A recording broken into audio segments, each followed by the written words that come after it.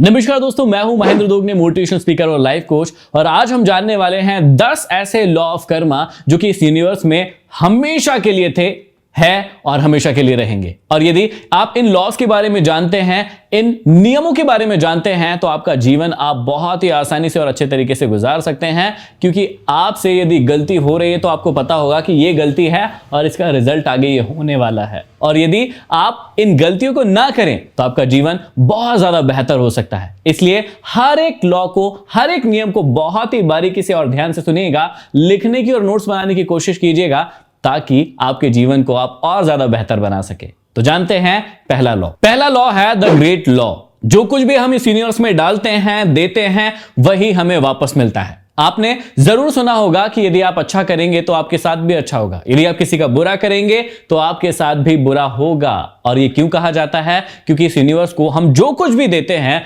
वही हमें वापस मिलता है, चाहे वो अच्छाई हो, सच्चाई हो, लालच हो या फिर किसी को धोखा देना हो। जो कुछ भी हम इस दुनिया में देते हैं, जो कुछ भी हम इस यूनिवर्स में देते हैं, वही चीज आपको वापस जरूर मिलनी है, आज नहीं तो कल। इस बात को याद रखिएगा। आप यदि नीम का बीज बोएंगे तो आपको वही मिलने वाला है, और यदि आप आम का बीज बोएंगे तो आपको वही मिलने वाला है। ये कोई नई चीज नहीं है जो मैं आपको बता रहा हूं, आपको हमेशा से पता थी, लेकिन जब आपकी बारी आती है कर्म करने की तब आप इसे भूल जाते हैं। जब दूसरा कोई वही चीजें करता है तब आपको वो चीजें याद रहती है। तो सिंपल सा फंडा है, आपको आज से याद रखना होगा ये लॉ, जो कि ग्रेट लॉ है। और ये कहता है कि जो कुछ भी आप इस दुनिया को देंगे वही आपको वापस मिलेगा। दूसरा नियम है महान नियम, द लॉ ऑफ चेंज। हमेशा याद रखिएगा कि एक व्यक्ति को पहले एक्सेप्ट करना होगा कि किसी चीज में बदलाव की जरूरत है, और उसी के बाद वो बदलाव कर सकेगा। देखिए, आप बदलाव तो बहुत करना चाहते हैं, लेकिन दुनिया के अंदर, खुद के अंदर कुछ भी नहीं।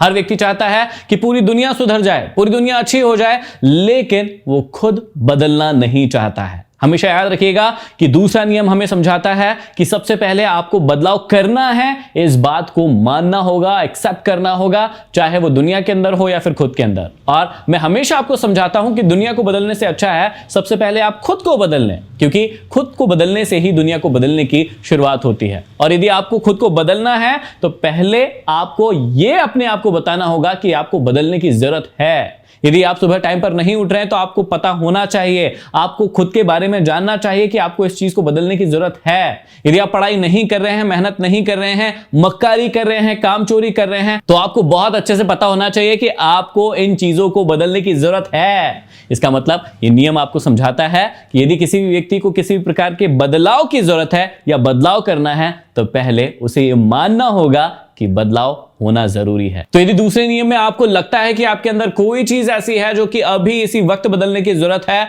तो ज्यादा सोचिए मत। यदि आपको पता है कि इस चीज को बदलने की जरूरत है और इससे आपकी लाइफ में बड़ा बदलाव आ सकता है, तो उसको टालिए मत। टालने की खराब आदत से उस चीज को रिप्लेस मत कर दीजिए, आप उसे बदलिए और फिर अपने जीवन में बड़ा बदलाव देखिए। तीसरा लॉ है द लॉ ऑफ रिस्पॉन्सिबिलिटी, जो कि इस दुनिया में बहुत ही कम लोग लेना चाहते हैं। जब भी कुछ अच्छा होता है तो हर व्यक्ति उस चीज की रिस्पॉन्सिबिलिटी लेने के लिए पहुंच जाता है, क्रेडिट लेने के लिए पहुंच जाता है कि ये चीज उसने की है। लेकिन जब भी कुछ गलत होता है तो उस चीज को वो दूसरों के ऊपर थोपने के लिए पहुंच जाता है और कहता है कि मैंने नहीं किया है। यदि आप भी लॉ ऑफ रिस्पॉन्सिबिलिटी को फॉलो नहीं करते हैं तो जीवन में आप बहुत आगे नहीं बढ़ पाएंगे। क्योंकि जितने भी लोग महान बनते हैं वो अपनी गलतियों की, अपनी हर चीज की रिस्पॉन्सिबिलिटी वो खुद लेते हैं। और जब भी कुछ अच्छा करेंगे तो सबको क्रेडिट देंगे, लेकिन जब भी कुछ गलत होगा और उनके हाथों हुआ है, उनसे हुआ है, तो उसकी रिस्पॉन्सिबिलिटी वो जरूर लेते हैं। क्योंकि उन्हें सीखने को मिलता है कि इसमें क्या गलत हुआ है और इसे कैसे सही किया जा सकता है। अगली बार जब भी आप कोई चीज करें, चाहे वो अच्छी हो या बुरी हो, उसका नतीजा कुछ भी हो, उससे कोई फर्क नहीं पड़ता, लेकिन लॉ ऑफ रिस्पॉन्सिबिलिटी को याद रखिएगा ताकि आपको पता चले कि आप किसी चीज के लिए कितने ज्यादा रिस्पॉन्सिबल फील कर पा रहे हैं। चौथा नियम है द लॉ ऑफ कनेक्शन। हमेशा याद रखिएगा, पास्ट, प्रेजेंट और फ्यूचर, हर चीज एक दूसरे से कनेक्टेड है। कोई भी चीज एक दूसरे से अलग नहीं है, इस बात को आपको हमेशा याद रखना है। आपको लगता है कि यदि आज मैं कुछ करूंगा तो वो आज कर रहा हूं, उसका कल पर क्या फर्क पड़ेगा, या फिर जो चीज पीछे हो गई है उसका आज क्या प्रभाव पड़ेगा। यदि आप भी ऐसा सोचते हैं तो बिल्कुल गलत सोचते हैं। स्टीव जॉब्स को जब अपने कॉलेज के दिनों में पढ़ने में मन नहीं लग रहा था तो उन्होंने सोचा कि मुझे कुछ और करना चाहिए, क्योंकि इसमें मेरा पढ़ने में मन नहीं लग रहा है। उन्होंने वहां पर एक लैंग्वेज सीखी जिसे कहते हैं कैलियोग्राफी, और बाद में, कई सालों बाद में, जब कंप्यूटर में लैंग्वेज की जरूरत पड़ी, वहां पर फॉन्ट बनाने की जरूरत पड़ी, तो वही उनकी सीख वहां पर काम में आई। इसका मतलब क्या है कि हर चीज एक दूसरे से कनेक्टेड है। ये आपको दिखती बाद में है, लेकिन कनेक्टेड जरूर होती है। तो हर एक चीज, हर एक समय एक दूसरे के साथ कनेक्टेड है, जुड़ा हुआ है। इसलिए आपको हमेशा पता होना चाहिए, जब भी आप कोई काम कर रहे हैं, कि इस चीज का आगे कोई ना कोई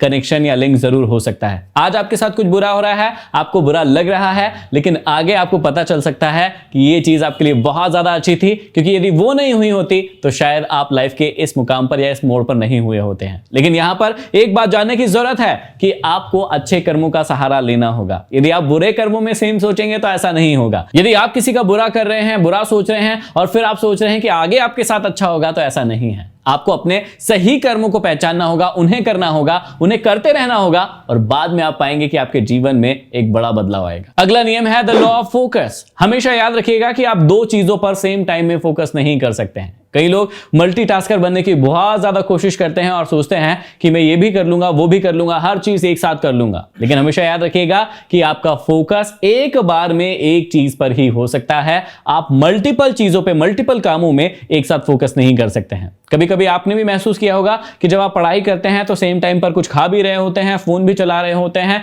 और बाद में फिर अपने आप से ही पूछ रहे होते हैं कि मुझे याद क्यों नहीं होता है, मुझे कोई चीज समझ में क्यों नहीं आती है। तो हमेशा याद रखिएगा कि आपका फोकस जब तक एक चीज पर, एक जगह पर नहीं होगा, आप किसी भी टास्क में कंप्लीट नहीं हो सकते हैं, उसे ठीक से पूरा नहीं कर सकते हैं। अगली बार जब भी आप कोई टास्क अपने हाथ में ले, चाहे वो पढ़ाई का हो, चाहे वो कोई काम का हो, चाहे वो कोई नई स्किल सीखने का हो, यदि आप ज्यादा फोकस बनाना चाहते हैं तो एक बार में, एक समय में सिर्फ एक ही चीज पर फोकस कीजिए, 100% फोकस कीजिए, और उसके बाद आप उसके रिजल्ट में इतनी रफ्तार देखेंगे, इतनी तेजी देखेंगे कि आपके सीखने की रफ्तार बहुत ज्यादा बढ़ जाएगी। अगला लॉ है द लॉ ऑफ गिविंग। हमेशा याद रखिएगा कि आपका जो भी व्यवहार है वो आपके एक्शन से और आपके थॉट से हमेशा मैच करेगा। आप चाहे कितनी भी कोशिश कीजिए अपने व्यवहार को बदलने की, आप सोचते कुछ और हैं और चाहेंगे कि एक्शन कुछ और ले ले, ऐसा हो नहीं सकता है। आपको अपनी जड़ पर काम करना होगा यदि आपको अपने एक्शंस को बदलना होगा और अपने व्यवहार को बदलना होगा। कई बार आप सोचते कुछ और हैं, एक्शन कुछ और लेने की कोशिश करते हैं और दिखाने की और ही कुछ कोशिश करते हैं,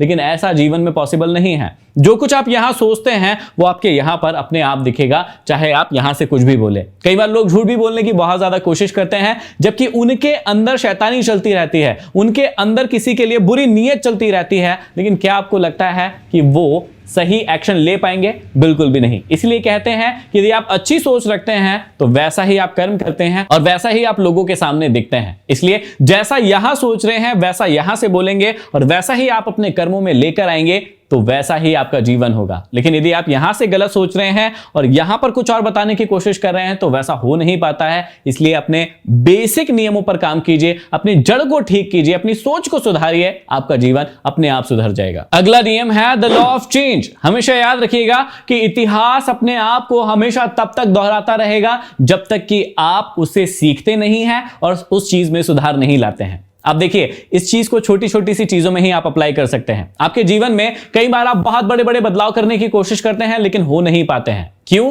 क्योंकि आप अपने पास्ट से, अपने एक्सपीरियंस से सीखते नहीं हैं। और जब तक नहीं सीखेंगे, हिस्ट्री जो इतिहास है वो हमेशा अपने आप को दोहराता रहेगा। चाहे आपसे पिछले कुछ दिनों में कोई गलती हो रही हो और आप उस गलती को सोच जरूर रहे हैं, लेकिन यदि उससे सीख नहीं रहे हैं, उसे बदल नहीं रहे हैं, तो वही गलती आपसे फिर से होगी और इतिहास जो है अपने आप को फिर से रिपीट करेगा। और यदि आप नहीं चाहते हैं कि इतिहास अपने आप को फिर से रिपीट करे, तो आपको देखना होगा कि कौन सी चीज गलत हो रही है, कौन सी चीज आप बारीकी से चेंज कर सकते हैं, बदल सकते हैं, जिससे आपका वर्तमान और आपका भविष्य दोनों बदल जाएगा। इसलिए हमेशा याद रखिएगा कि जो भी चीज करें उससे यदि कोई गलत चीज हो रही है तो उसमें कैसे ठीक किया जा सकता है, उसकी क्या गुंजाइश है, उस पर ध्यान दीजिए। अगला नियम है जो कि बहुत ही महत्वपूर्ण है, the law of patience and reward. हमेशा याद रखिएगा कि हर व्यक्ति चाहता है कि उसे रिवॉर्ड मिले, लेकिन वो सब्र रखना नहीं चाहता है। और इस दुनिया में जितनी भी महान सफलताएं हैं वो सिर्फ एक ही चीज के कारण मिली है और उसे कहते हैं कंसिस्टेंसी। जी हां, यदि आप बड़े रिवॉर्ड पाना चाहते हैं तो आपको कंसिस्टेंसी के साथ काम को करना नहीं होगा।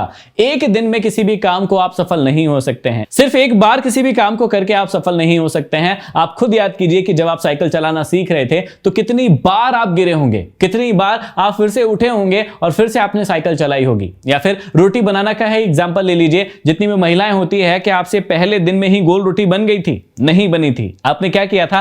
कंसिस्टेंसी के साथ आपने बार बार जब तक आपके हाथों से गोल रोटियां नहीं बन गई थी तब तक आपने रोटियां बनाई थी। इसका मतलब क्या हुआ कि यदि आप पेशेंस के साथ कंसिस्टेंसी मिला देते हैं और लगातार काम करते रहते हैं तो आपको रिवॉर्ड जरूर मिलता है और बड़े रिवॉर्ड मिलते हैं। और इन्हीं सभी नियमों के साथ लास्ट नियम जो कि मैं हमेशा फॉलो करता हूं और वो नियम है doing more than you paid for, जो कि आपको सबसे ज्यादा अमीर बनाएगा यदि आपने इस नियम को फॉलो कर लिया। ये नियम क्या है? ये नियम आपको सिखाता है कि आप जिस भी चीज के लिए जितनी भी सर्विस दे रहे हैं और आप पैसा रिसीव कर रहे हैं तो आप जितना भी पैसा रिसीव कर रहे हैं उसके एवज में आपको कोशिश करना है कम से कम 1.5 गुना या 2 गुना आपको सर्विस प्रोवाइड करना है। हमेशा इस बात को याद रखिएगा। मान लीजिए कि आप 100 रुपए किसी से प्राप्त कर रहे हैं तो आपको उसको 150 या 200 रुपए की सर्विस देना है। यदि आप 1000 रुपए किसी से प्राप्त कर रहे हैं तो कम से कम उसे 1.5 या 2000 रुपए की सर्विस देना है। और धीरे धीरे आप पाएंगे कि आपके काम की रफ्तार बढ़ती जा रही है, दिन दोगुनी रात चौगुनी होती जा रही है। आपको ऐसा फील होगा। इस नियम को हमेशा याद रखिएगा। तो कैसे लगे ये नियम और किन नियमों को आप फॉलो कर रहे थे और आगे से किन नियमों को फॉलो करेंगे, इस बात को मुझे कमेंट बॉक्स में कमेंट करके जरूर बताइएगा। वीडियो कैसा लग रहा है ये भी बताइएगा। अभी तक यदि चैनल पर नए हैं, सब्सक्राइब नहीं किया है, कर लीजिए ताकि ऐसे ही एनर्जेटिक और पावरफुल वीडियोस आपको हमेशा के लिए प्राप्त होते रहें। अगले वीडियो में फिर मिलेंगे, तब तक के लिए धन्यवाद।